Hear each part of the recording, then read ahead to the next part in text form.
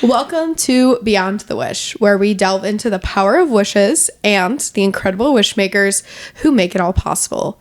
I'm your host, Sloan, and with me today is Kayla, who will be sharing with us the onboarding and discovery part of the wish journey. This is a special 4-part episode covering the entire wish journey.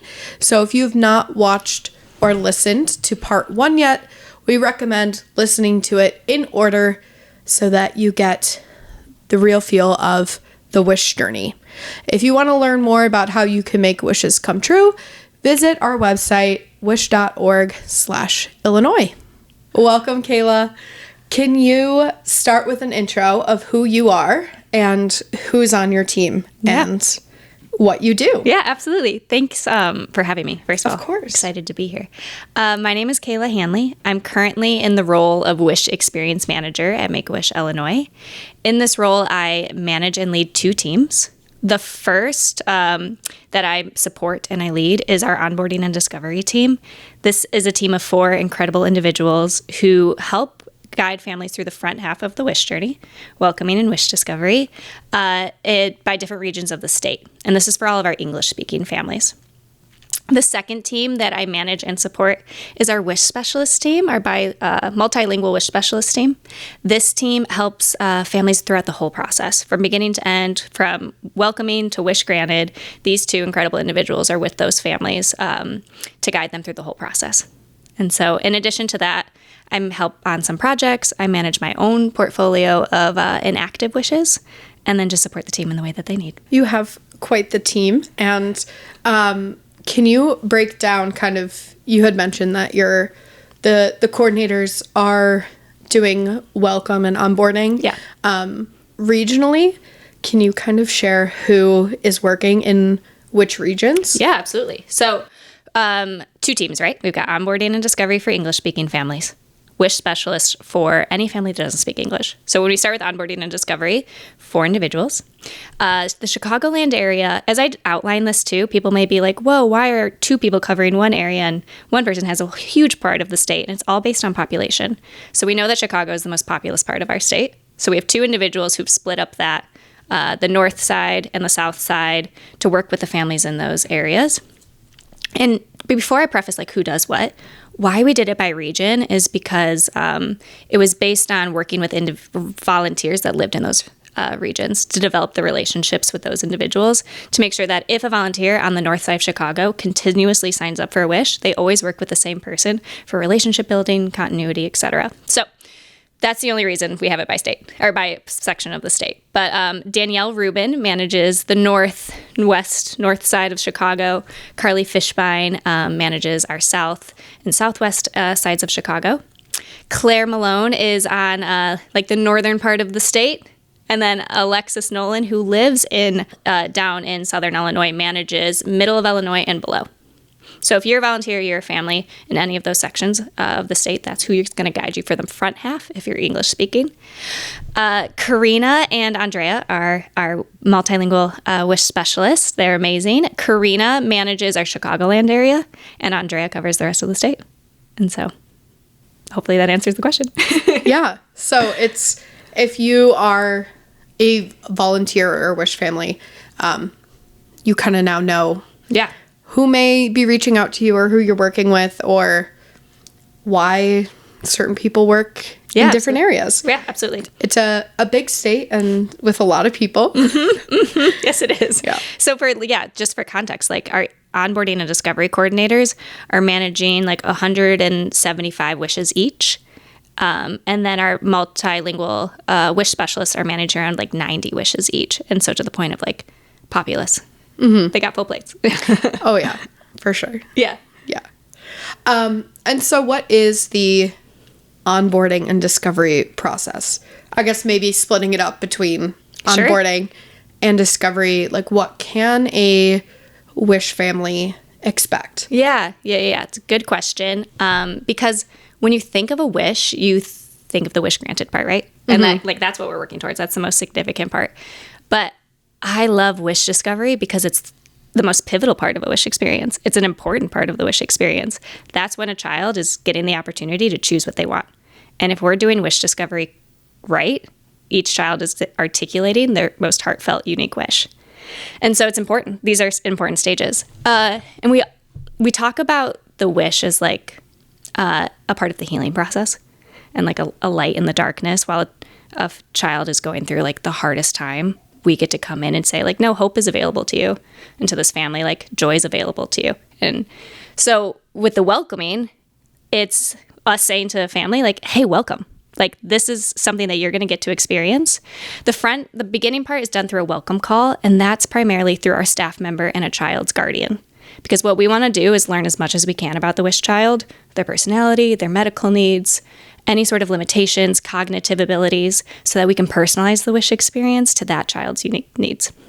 After that, that's when the fun begins, when we get to do the wish discovery and take that light that I was talking about of light in the darkness and give the child the opportunity to like put a spotlight on what they want.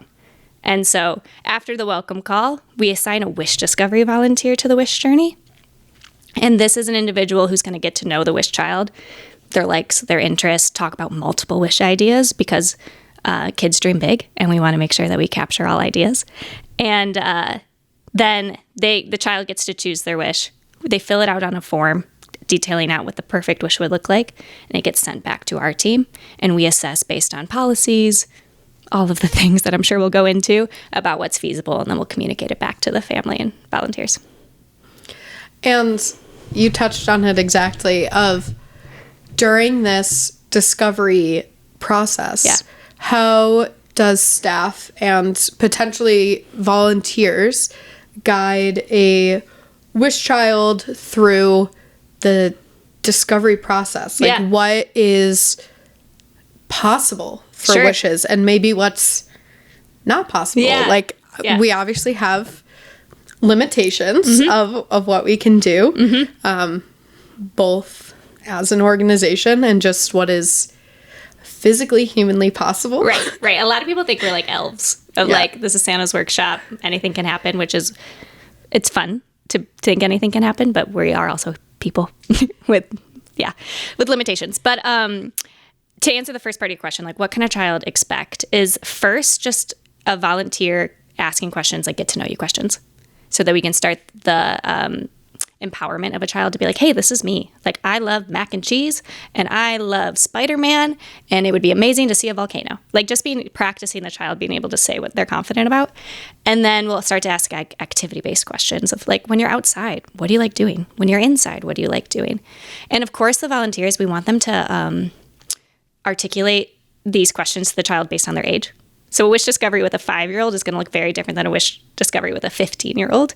We know that the 15-year-old isn't going to be maybe as excited to talk about like their favorite color with a volunteer. So just keeping that in mind, we want to make sure we're meeting the wish child where they're at rather than asking the wish child to meet us in our processes.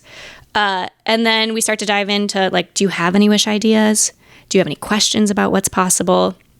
We have a wish journey portal online that is used as a tool for wish discovery, where we can show all the different types of wish types. Every wish we can put into a wish type category, and then examples of what's happened. So if a child doesn't know what they want, we can begin to ask why, show examples, and just use that as a foundation of brainstorming, rather than it coming off as like a menu of options. But to your point of like what's possible versus what's not, it's a shorter list for what's not possible, thank goodness. And what we're always trying to do is just grant safe and equitable wishes. And so what's not possible are wishes that would not be safe or equitable. So for example, we can't give firearms. Wouldn't be safe. We can't do wishes for like absolutes of like, I wish to give the most Valentines ever. We can't promise that, right? We can give all the Valentines to your school. We can give them to your hospital workers, but we can't achieve this absolute vision of ever. And so I could go down examples of that, but when we assess if a wish could or couldn't happen, we want to make sure that it's a safe wish for that wish child. And we want to make sure that it's equitable. And so to your point, though, each wish type has policies or limitations. We can grant boat wishes. Kid can wish for a boat, but we can't grant a boat wish for a boat that goes over 30 miles per hour because it wouldn't be safe. And it wouldn't, without those confines, it wouldn't always be equitable. And so There's so many examples of what we can or can't do, but that's the boundary that I would always keep in mind is it safe and is it equitable? Yeah. And I think there's, you always get kind of a little bit different, but if you had a genie who would grant you wishes, like you can't wish for more wishes. Like that's right.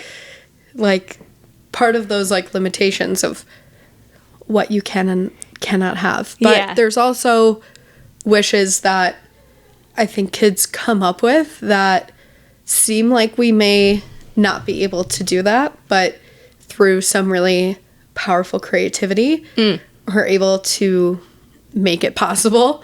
So something that may start as that kind of far-fetched idea that, oh, we might not be able to do that, we can kind of spin it and be a little bit creative with it to have that essence come into form and actually be what the child is looking for. Yeah, the word essence is used often, and it's because we want to get to why a child is asking for what they're wanting. And so to your point, we've had children wish for $1 million. It makes sense. That would be awesome. But we can't give $1 million. And so the next question, instead of saying, no, you can't have that, what's another idea? A volunteer or a staff member would ask, hey, why? Why do you want the $1 million? And then we'll go down a list to figure out to get to the essence of the wish. We've done this recently. A child wished for $1 million. We asked why. He said, I want to be the man. And we said, okay, what would the man look like? And he was like, well, he would have a lot of cars. We're like, okay, what kind of cars do you like? We narrowed it down to be a Lamborghini themed wish, which is something that we can do. His vision, his essence was reached, but it wasn't this genie type where we started off with $1 million. Mm-hmm. Yeah. Or I think of some kind of wishes that have been very publicized by like national of wishing to be a dinosaur. Yeah. Where we can't physically turn you into a dinosaur, but you can dress up like a dinosaur and we'll make it a whole big thing and you can do what dinosaurs do. Like we just yesterday I got a wish determination for a child to be a wolf. Amazing. Yeah. But then also, hey, what does that look like to you? That's the next question of like, if she's like, oh, I want to be in, I want to be around wolves. Like, okay, we can make that happen, or I want to wear a wolf costume. Great. It's just asking more questions. Yeah. Because we have made a lot of incredible things happen. Oh, but the wish for, I wish to ride a Transformer through the McDonald's drive-thru. Like, Transformers aren't real, but the team figured it out, and the kid got to go through the McDonald's drive-thru in Bumblebee and order some French fries. It was awesome. Yeah. Yeah. Yeah. So while we do have these policies and what seems like limitations, through the power of a wish and the incredible community of people and connections we have, the options I feel like are pretty limitless once we narrow it down to that essence. Yeah, absolutely. I mentioned earlier we can put any wish into a certain wish type, but we never want it to come off as a menu to kids of like, hey, here are the things you can choose. We do want children to articulate like what would be the best thing for them, and then we will work with them to make it fit within our policies. But we're never going to say here are the minimal things that you can have. Yeah. And we'll touch on it more in the next episode when we talk about the creation phase. Yeah. But even Disney World being our most popular wish, every Disney wish is going to look different because every kid is going to share why they want to go to Disney, and maybe they want to meet a certain princess or they want to ride a certain ride. They're going to kind of all look different. Right. Even if it's in that same wish type. Yeah. And even down to the details. Like, we ask what their favorite color is so that Give Kids the World can use that color in their villa. Like, each wish is unique because each child is unique. Yeah. Yeah. It's really incredible. It's cool. Who are you working with through the onboarding and discovery phase? And then also, who are families expecting to work with through the same phase, the onboarding and discovery? The family will work with a staff member and a volunteer. We want to keep those relationships minimal so that they just know who to go to. They feel hosted well. They feel cared for. They feel seen. They feel heard. And we can control that when it's just 1 to 2 individuals.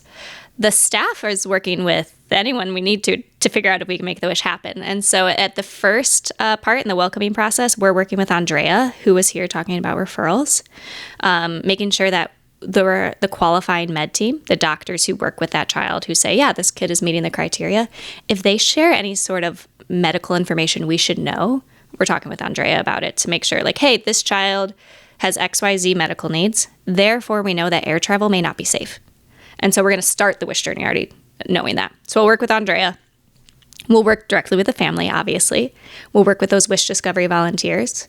We're going to work with our volunteer team to assign those wish discovery volunteers. We will work with a child's current medical team to know if the wish ideas that they are determining are safe. So with every travel wish, every wish involving animals, every wish involving water, any wish involving like a motorized vehicle, we have to go to a child's doctors and ask, would this be safe? Because Make-A-Wish doesn't want to grant an unsafe wish. So we're working with med teams. We are working with the create teams if we need to do some wish commitment research. Sometimes kids wish for things that are uncommon, which are so fun. But we have to know if it's possible. Mm-hmm. And so, for example, if a child wishes for a play set in their backyard, awesome. We need to know if the backyard can host a play set. And so before we move it to the create phase, we're going to tap our local team and say, hey, can you send a contractor out to that backyard, see if the ground is level, see if there's enough space before we say to this child, yes, this can happen. And so if we have a question, we're going to ask the person who we know has the answer, and that could be anybody, before we commit to a wish. And so the list is long of who we're working with. So can you go kind of step by step as a family who they've gone through Andrea, they've submitted their referral, mm-hmm. They have an eligible condition, they're moving forward in the wish journey. Step by step, kind of what does that look like for them? What can they expect from the next phase of the wish journey? Yeah. So the first thing that a family would get is to get a message, an email from myself saying, hey, welcome to Make-A-Wish. In that email will be indications of what's next, just welcoming them in. Here, can you complete this intake form? So what I said earlier, can you tell us about your child, their personality, their needs, etc., and sign up for a welcome call with your region's staff member. So that's number one. Sign up for a welcome call. Tell us about your kid. Number two, you're going to have that welcome call with the staff member to just talk. Hey, what's your experience been with Make-A-Wish? What do you know about us? What questions do you have? Here's what you should expect. Just making sure everyone's on the same page to start off the process. After the welcome call is complete, then we're going to alert the volunteer team of this new wish. Kathy Chan, who's our amazing volunteer coordinator, will assign a wish discovery volunteer to the wish. The family will be introduced to that wish discovery volunteer through email. The volunteer then is going to set up a meeting to talk with the wish child and begin the wish discovery conversations. After the volunteer then is done with that call, the volunteer will come to our staff and say, here are the wish ideas for Johnny, for example. And then the staff will assess if this is possible or not. Do we need medical approval? What paperwork do we need, etc.? And then if it's possible, once we have all that we need, we're going to pass the wish off to the create team. So tomorrow's episode will cover the whole creation process and how the wish goes from your team to the creation team and then to the wish granted part. Right. That is what most people think about when they think of a wish. Mm-hmm. Absolutely. And then, but the one call out is with our specialist. The family will, if they're not English speaking, it's going to stay with the same staff member. So we'll bring in the create team for that second half, but the family will still continue to work with Andrea or Karina throughout the whole process. So they may not feel that transition moment as much as our English speaking families. What does your team do if a child cannot decide? It's so real. So so real because we just have so many options everywhere all the time. If a child can't decide a wish, it's understandable first. We're not going to shame, we don't want to shame the child. We're like, that makes sense. We're going to ask questions first of, hey, do you feel confused about something? Do you have questions? What ideas are coming to your mind that you don't even know if you want to commit to yet? And so we'll go that route first to be like, hey, you don't have to know right now, but let's keep thinking. If a child is for whatever reason at a point where they cannot decide because they are overwhelmed with school right now, or they're asking for a specific pause on the process, we can offer a 6-month hold. And so I mentioned earlier, we want to meet the child where they're at. We always want to meet every family where they're at too. We are here to serve, to host, to support them, not the other way. They don't need to meet our processes. And so if a child or a family articulates to us, right now is not the right time, we can offer a 6-month hold to say, all right, we'll pause. We'll check in 3 months just to see how you're doing because we care about you. But in 6 months, we'll revisit it, but take the time that you need. We're obviously dealing with medically complex families. They have a whole lot going on that needs a lot of care and attention. Mm-hmm. If a child is going through a pretty intense treatment, or maybe they're getting a transplant coming up, they may be thinking of things that, you know what, a wish right now is too much, and we don't want to add that extra layer of stress because our goal is to give them a joyous moment and something that makes them feel stronger and not another thing that they have to do, another form that they have to fill out and whatnot. Right. Any of those logistical pieces, like, we want to take away. And if the wish feels like a to-do, then we want to work with the family to be like, hey, what can we take off your plate? Because to your point, like, we only want to be a beneficial add to the family. We want to offer joy. We want to offer hope. We want to offer anticipation, strength. We don't want to offer stress. We don't want to offer a to-do list. We want to offer an enjoyable experience. So, yeah, that's not the goal. Yeah. What has been the most memorable moment for you at Make-A-Wish? Either a wish that you've worked on or just in general, what has been most memorable and impactful from your time at Make-A-Wish? Okay. I